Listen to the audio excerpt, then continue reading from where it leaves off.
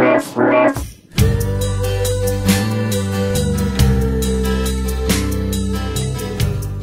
everybody, this is John from DroidDog.com, and as I'm sure a lot of you are already aware, this week is all about Evo versus iPhone for me.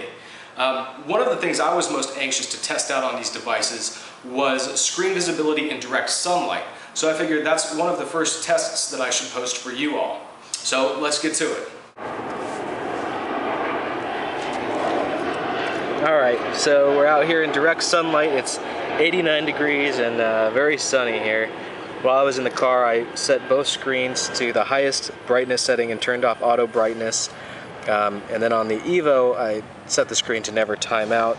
iPhone, I don't think you can do that. I might be missing something.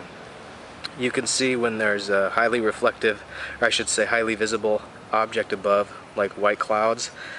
The reflection makes it pretty difficult to see the screen, and I'm having a problem with the camera also focusing on what's in the reflection rather than on the screen itself.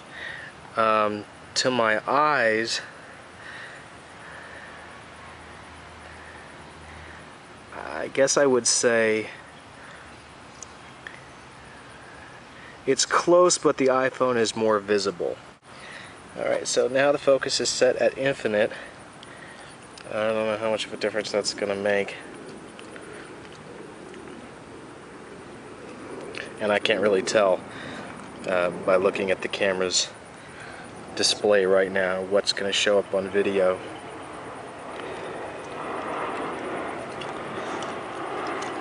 So why don't I take this under a tree over here in the shade, and we'll get an idea of what it's like with a lot of ambient light, but not with the sky and clouds overhead. So there you can see both are visible.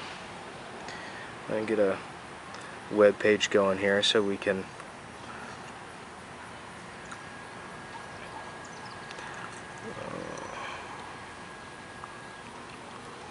see a little more white background. So the iPhone looks just a bit brighter. These are both white backgrounds. iPhone definitely looks brighter and cleaner. So now I'm going to set auto brightness on both of them. So with auto brightness, we're not seeing much difference here. I think the operating systems are still leaving displays on full blast to compensate for the sun. Again, if I have the sky in the reflection, something really light, they're both very difficult to see, though the iPhone is a little more distinguishable, I think. That could just be the darkness of the icons. But then of course when I have a dark reflection behind the screen, both become more visible, and they're about the same. Now I'm going to go back into the sunlight with auto brightness.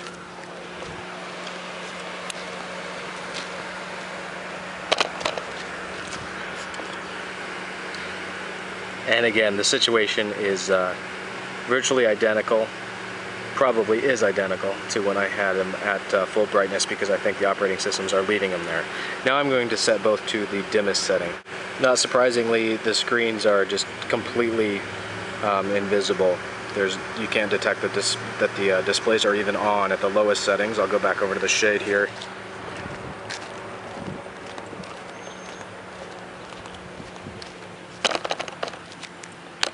And yeah, it's totally useless. So let me see if I can I'll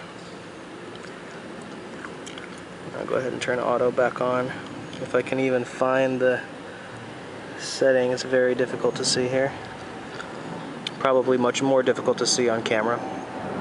But here we are one more time in the shade at auto brightness. iPhone and Evo look the same when they have a dark surface reflecting in the screen. And I personally think that the iPhone is easier to see when there's a light surface reflecting in the screen, such as the sky, though the pattern of dark folders on my home screen might be much more recognizable than the different sized and different colored widgets on the Evo 4G. So you decide for yourselves. Alright, thanks for watching everybody. Stay tuned to DroidDog.com for more Evo versus iPhone coverage. Take care.